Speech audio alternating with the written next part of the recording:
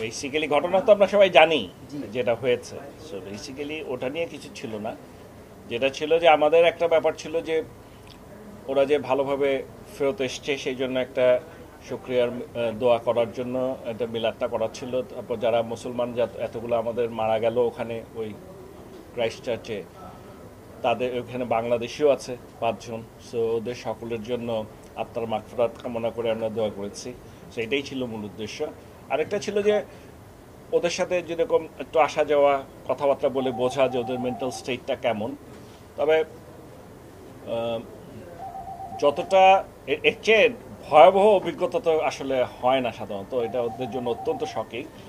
তবে আমার সবসময় একটা দৃঢ় বিশ্বাস ছিল যে ওরা খুব শিগগিরই এটার থেকে, এই অবস্থা থেকে কাটিয়ে উঠতে পারবে, মানসিকভাবে এটা কাটাতে পারবে। এবং আজকে কথাবার্তা বলে আগের চেয়ে অনেক অনেক বেটার মনে হয়েছে। সো আমার দৃঢ় বিশ্বাস খুব শীঘ্রই তারা এইটার থেকে রিকভার করে আসবে। কোনো ধরনের সাইকোলজিক্যাল কাউন্সেলিং বা এই ধরনের এটা নিজস্বই আমরা নিজেরাই চিন্তা ভাবনা করছি। সো আমরা আরেকটু অবজারভেশনে আছে। একেবারে এটার জন্যই যে আনতে হবে তা না। আমরা হয়তো ঠিক করেছি যে ওভারঅল ওয়ার্ল্ড কাপ আছে সামনে, তার আগে একটা সাইকোলজিস্ট এনে ওদের সাথে কিছু সময় যদি ব্যয় করা হয় সেটা তো দলের জন্যই ভালো হবে। সেখানে যদি কথা বলে মনে হয় যে কারো কারো বিশেষ কিছু অ্যাটেনশন নেওয়া দরকার, তাহলে অবশ্যই ওখানে দেওয়া হবে। আমাদের টিম কেন্দ্রিক ফিউচার প্ল্যান কি, মানে সিকিউরিটি ইস্যু বা আদার সবকিছু টিমকে কিভাবে আপনারা প্রোটেক্ট করতে নেক্সট আয়ারল্যান্ড না, এখানে যে জিনিসটা হচ্ছে আপনাদের রিয়েলিটিটা আগে বুঝতে হবে, ঘটনাটা কি। কতগুলো দেশ আছে, যেমন বাংলাদেশ বলেন, শ্রীলঙ্কা বলেন, ইভেন পাকিস্তানে যখন নাকি আমাদের মহিলা টিমও খেলতে গেছে তার আগে কিন্তু আমরা সিকিউরিটি স্পেশাল টিম পাঠিয়েছি। আমরা ন্যাশনাল সিকিউরিটি সার্ভিস থেকে ডিজিএফআইয়ের লোকও পাঠিয়েছি সব কিছু দেখার জন্য। তারপর যেই ধরনের সিকিউরিটি দেওয়া হয় একেবারে বাংলাদেশে আমরা যেরকম দেই সেরকম অথবা তার চেয়েও বেশি ওখানে যেটা হয়েছে। সো ডেফিনেটলি এইসব দেশে সিকিউরিটি আমরা দেখি এক রকমের। কিন্তু আপনি যদি অন্য একটা দেশে যান, ফর এক্সাম্পল, এটা শুধু ক্রিকেট প্লেয়ারদের জন্য বলছি না, আমরা যখন ইউকেতে যাই খেলতে তখনকার সিকিউরিটি একেবারে ভিন্ন। মানে আমাদের এই ধরনের সিকিউরিটি আমরা কোথাও দেখি না। আপনি যদি অস্ট্রেলিয়ায় যান, নিউজিল্যান্ডে যান, সাউথ আফ্রিকায় যান, দেখবেন যত যাচ্ছেন ওখানকার এক এক জায়গার এক এক চিত্র ভিন্ন। ভিন্নটা কি, এমনকি ওয়ার্ল্ড কাপের সময় আপনাদের খেয়াল আছে কিনা জানি না, ওয়ার্ল্ড কাপে লন্ডনে যে ওয়ার্ল্ড কাপটা হলো, চ্যাম্পিয়ন্স ট্রফিতে আপনারা তখনও দেখেছেন যে সিকিউরিটি বলতে নামমাত্র, মানে যেটা দেখা যায় যে ওই চতুর্দিক দিয়ে পুলিশের গাড়ি, পুলিশ, বন্দুক, এগুলো কিন্তু আমরা দেখাই যায় না। মোটরসাইকেল নিয়ে একজন সামনে ঘুরে, এই জিনিসটা ওদের যে ভিভিআইপি সিকিউরিটি কাকে বলে।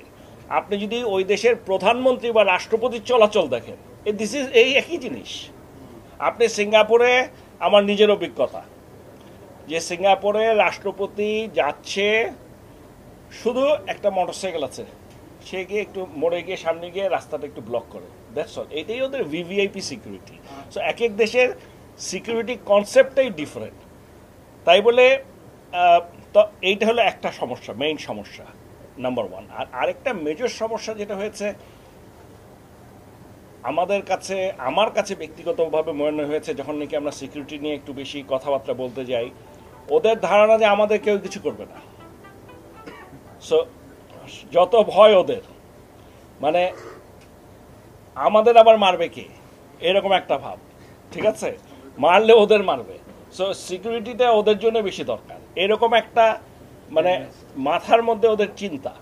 সো তবে এখন আমি যেটা বলেছি যে এখন থেকে এই ঘটনাটা ঘটার পরে আমি নিশ্চিত সব জায়গাতেই এই সিকিউরিটি ইস্যুটা একটু প্রাধান্য পাবে এবং চিন্তাভাবনাটা বদলাবে। এখন সবার জন্যই সিকিউরিটিটা আরও জোরদার করা হবে। আর আমাদের তরফ থেকে ডেফিনেটলি, ক্রিকেট বোর্ডের তরফ থেকে আগে যেটা দিতে হয়তো সেটাই আমরা মেনে নিয়েছি। কারণ এগ্রিমেন্ট আমাদের যখন এমওইউ হয় ওখানে ক্লিয়ারলি লেখা আছে যে হোস্ট সমস্ত সিকিউরিটির ব্যবস্থা করবে, প্রয়োজনে সরকারের সাথে নেগোশিয়েট করে সিকিউরিটি বাড়াবে। এখন কিন্তু এটা ওদের উপরে ছেড়ে দিতাম। এখন থেকে যেটা হচ্ছে যে ওদের উপরে শুধু ছাড়বো না, আমাদের নিজের থেকেও তদারকি করতে হবে, এনশিওর করতে হবে যে সিকিউরিটিটা আছে। এটাই হলো সবচেয়ে বড় কথা। সো সিকিউরিটি নিয়ে আমরা আলাপ আলোচনা করছি, আগের চেয়ে ডেফিনেটলি বেটার হবে, এটাতে কোনো সন্দেহ নেই। আপনি যেটা বলছিলেন যে সিকিউরিটির আপনি তদারকি করবেন, পিএমও কিন্তু বলেছেন যে এরপরে থেকে দেশের বাইরে কোনো ট্যুর থাকলে সেক্ষেত্রে আরও বেশি সিকিউরিটি প্ল্যান করা হবে কিনা, বা কোনো সিকিউরিটি পাঠানোর সাথে টিমের সঙ্গে, বিশেষ করে আমাদের প্লেয়াররা সবাই যেহেতু প্র্যাকটিসিং মুসলিম, নামাজ পড়তে যায় ইয়েতে, সেই জায়গাটাতেও আরও বেশি সিকিউরিটির জায়গাটা একটু করা যাবে কিনা?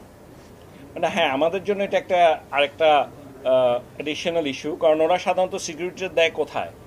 ওরা দেয় হোটেলে, খেলার মাঠে এবং হোটেল থেকে মাঠে যাওয়া আসা, এছাড়া কোথাও সিকিউরিটির ব্যবস্থা থাকে না। সো এর বাইরে কোথাও যেতে নিলে এখানটায় সাধারণত সিকিউরিটি থাকে না, তবে ওদের সাথে এখন আগে বলে কিছু করা যায় কিনা সেটা আমরা দেখবো। This is number 1। নাম্বার 2 যেটা হচ্ছে যে আমাদের এখান থেকে সিকিউরিটি যাবে কি যাবে না সেটা সম্পূর্ণভাবে নির্ভর করবে যে ওদের দেশ থেকে আমরা কি সিকিউরিটিটা পাচ্ছি। এখন তো আমরা আগে এই নেগোসিয়েশনটা সিকিউরিটি সিস্টেম পুরো নিয়ে বিশদ আলোচনা করতাম না আসলে। আপনি যদি নিউজিল্যান্ডের অবস্থাটা দেখেন, পুরো নিউজিল্যান্ডে আপনারা যারা গিয়েছেন দেখেছেন, আমি ছিলাম 3 দিন, আমি তো কোনো পুলিশই দেখিনি, মানে আপনার হোটেল বাদ দেয়, যত জায়গায় কোনো পুলিশই দেখিনি ওখানটায়। সো আসলে ওই দেশটাই এরকম হয়তো, আর থাকলেও মসজিদে পাহারা দেবে এটা তো কল্পনাই করা যায় না। সো এটা আসলে এটা আমাদের সকলের জন্যই একটা আই ওপেনিং, একটা আমাদেরকে নতুনভাবে সব কিছু চিন্তা করার একটা প্রচেষ্টা এখন আমাদেরকে নিতে হবে, এছাড়া কোনো পথ নেই। সো আমাদেরকে, আমি বলছি, কোনো দেশে যদি যে সিকিউরিটি ব্যবস্থাটা আছে সেইটাতে যদি মনে করি যে আমরা দ্যাট ইজ নট এনাফ, আমাদের এখান থেকে আমাদের ব্যবস্থা করতে হবে, দরকার আমাদের এখান থেকেও পাঠাতে হবে। সো জিনিসটা নির্ভর করবে কোন দেশে যাচ্ছি, ওই দেশের সিকিউরিটি প্ল্যানটা কী, এবং ওদের পুরো রোবাস্টনেসটা দেখে আমাদের ঠিক করতে হবে যে এটা কি এনাফ, নাকি ওদের কাছ থেকে আরও কিছু চাবো, নাকি আমাদের এখান থেকে নিতে হবে, সেটা সেই পরিস্থিতির উপর নির্ভর করে। পর্যবেক্ষক দল পাঠানোর যে প্রসেসের কথাটা বললেন, সেটা কি আয়ারল্যান্ড সিরিজে হতে পারে কিনা? আর একটা জিনিস জানতে চাচ্ছিলাম একটু অন্য জায়গায়, সেটা হচ্ছে সাকিবের খেলার ব্যাপারটা কি একটু বলবেন কিনা? না, পর্যবেক্ষক, প্রথম কথা হচ্ছে পর্যবেক্ষক পাঠানোর ব্যাপারটা নিয়ে আমরা কোনো আলোচনা, এখনো এরকম কোনো চিন্তা আমাদের মাথায় নেই। আমরা যেটা করব, আমরা সিকিউরিটি প্ল্যান চাবো। এখন যে কোনো জায়গায় যাওয়ার আগে সিকিউরিটি প্ল্যানটা চেয়ে পাঠাবো ওই দেশের কাছে, হোস্ট কান্ট্রির কাছে, যে তুমি যে আমার যে টিম যাচ্ছে তোমরা সিকিউরিটি প্ল্যানটা পাঠাও। ওই সিকিউরিটি প্ল্যানটা ঠিকমতো ইমপ্লিমেন্ট হচ্ছে কিনা এটার জন্য কাউকে পাঠানো হবে, সে গিয়ে এনশিওর করবে, তখন আমাদের টিম যাবে। এটা এখন যে সিকিউরিটির লোকই যেতে হবে এমন কোনো ব্যাপার কথা নেই। যদি কোনো রকম পাঠানো, অনেক সময় হয়তো সিকিউরিটির লোক যাবে, বাট সিকিউরিটির লোক নাও হতে পারে। আমাদের গিয়ে দেখা হবে, ক্রস চেক করে দেখবে যে প্রত্যেকটা পয়েন্টে যা যা থাকার ছিল আছে কিনা। যদি থাকে তাহলে হয়তো আমরা আর অ্যাডিশনাল কিছু করবো না। যদি মনে করি কোথাও গ্যাপ আছে, ওদের সাথে কথা বলবো যে এই জায়গা হচ্ছে না, কেন হচ্ছে না। আর তারপর যদি ফার্দার কোনো সিকিউরিটির কথা আমরা মনে করি দরকার আমাদের এখান থেকে নিতে হবে, তাহলে ডেফিনেটলি উইল টেক দ্যাট। ওকে, সাকিবের বিষয়টা একটু যদি বলতেন, একটু জানা যায় যে সে প্রিমিয়ার লিগ খেলতে চায় এরকম। সাকিবের ব্যাপারটা আসলে প্রিমিয়ার লিগ খেলতে চেয়ে, এটা আমাকেও বলেছিল। আমি দুবাইতে আপনাদেরকে বলেছিলাম, এটা দুবাইতে আইসিসির বোর্ড মিটিংয়ে যাওয়ার আগ মুহূর্তে ও খেলতে চায়। তো তখন তো আমরা ভাবলাম তাহলে তো সেকেন্ড টেস্টই খেলতে পারে, কিন্তু তখন যে রিপোর্টটা এসছে ডাক্তারের রিপোর্টে আবার ওকে 2 সপ্তাহ ব্রেক দিয়েছে।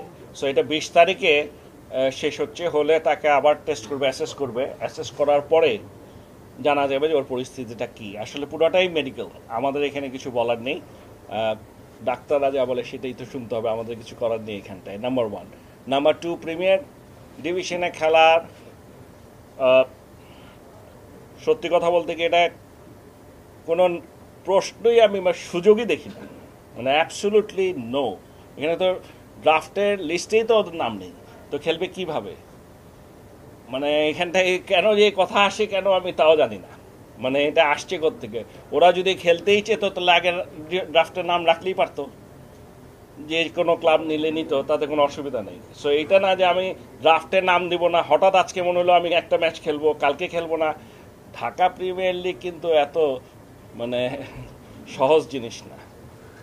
ভাই বিদেশি কথা খেলতে হবে, মানে পাকিস্তানের ওয়ার্ল্ড কাপের বিষয় আর কি, এটা অস্থিরতা ছিল। আর প্রত্যেকটা বোর্ডের কাছ থেকে সিকিউরিটি প্ল্যানটা মানে কেমন চাই ওটা চাওয়ার কথা ছিল, কেউ অবশ্যই করার কথা, মানে ওইরকম কোনো চিঠি এসেছে যে আমরা একজন সিকিউরিটি চাই? হ্যাঁ এসছে, এটা ডেফিনেটলি উইল আমাদের সিকিউরিটি এক্সপার্টদের নিয়ে আমাদের বোর্ডে যারা আছে দরকার হলে বাইরে সরকারের কাছ থেকে নিয়ে সংস্থাগুলোকে নিয়ে আমরা তৈরি করে আমরা এটা পাঠিয়ে দিই। ওকে তপন ভাই, না একটা জিনিস যাওয়ার কথা ছিল, যদি কিছু হয়নি বলে এই বিষয়টা আসেনি, কিন্তু যদি কিছু হতো, মানে নিউজিল্যান্ড আমাদের তো কোনো না কোনো প্ল্যান তাদেরকে দিয়েছিল সিকিউরিটি, যেটা সব সিরিজে হয়। তাদের আসলে প্ল্যানিং কি ছিল মানে এই সিরিজের আগে, মানে কিছুই তারা দিতে চায়নি নাকি আপনারা? না দিতে চায় না, ওরা বলেছে সব সিকিউরিটি থাকবে। এখন এই যেটা আপনাকে বললাম, এক এক দেশের সিকিউরিটি এক এক রকমের। এখন আমাদের এবার আমার একটা দেশ আছে, আমার মনে আছে, সেখানে আমি গিয়ে জিজ্ঞেস করলাম যে কই তোমার এখানে তো কাউকে দেখছি না, তোমার সিকিউরিটির কোনো লোকজন তো আমি দেখি না হোটেলে। তো তখন আমাকে বলেছিল, এরা কি দুষ্টুমি করেই কিনা জানি না, যে তুমি যদি দেখতেই পাও তাহলে ওই সিকিউরিটি দেখে লাভ কি। So this was the response. এখন আসলে এতদিন তো ওদের কথাই বিশ্বাস করতাম, এখন আর না, এখন না দেখে না বুঝে পাঠানো যাবে না, এটাই হচ্ছে ব্যাপারটা। Thank you.